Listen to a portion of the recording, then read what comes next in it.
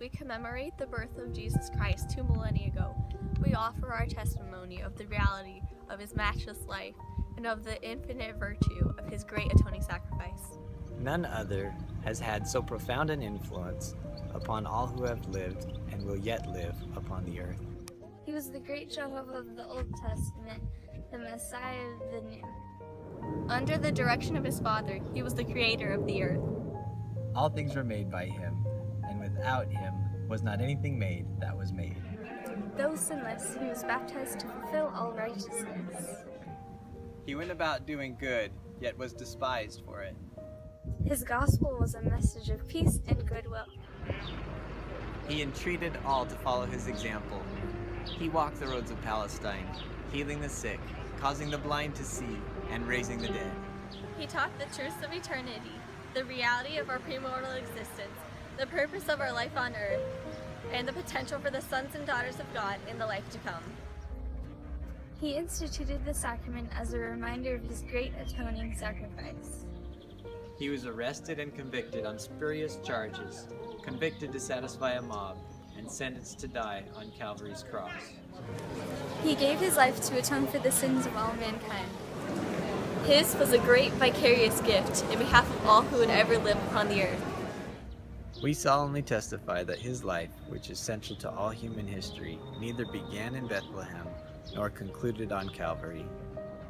He was the firstborn of the Father, the only begotten Son in the flesh, the Redeemer of the world. He rose from the grave to become the first fruits of them that slept.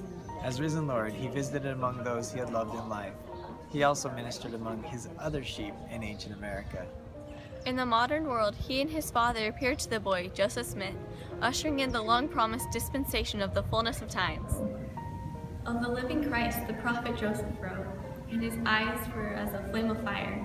The hair of his head was white like the pure snow. His countenance shone above the brightness of the sun.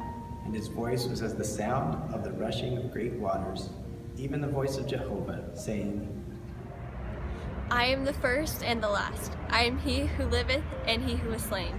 I am your advocate with the Father.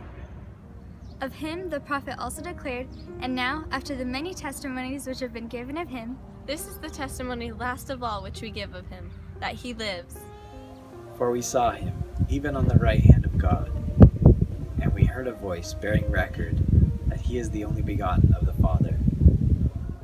That by him, through him, and of him, the worlds are and were created, and the inhabitants thereof are begotten sons and daughters unto God.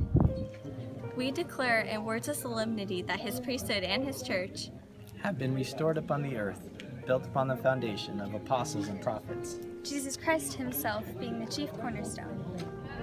We testify that he will someday return to earth, and that the glory of the Lord shall be revealed, and all flesh shall see it together.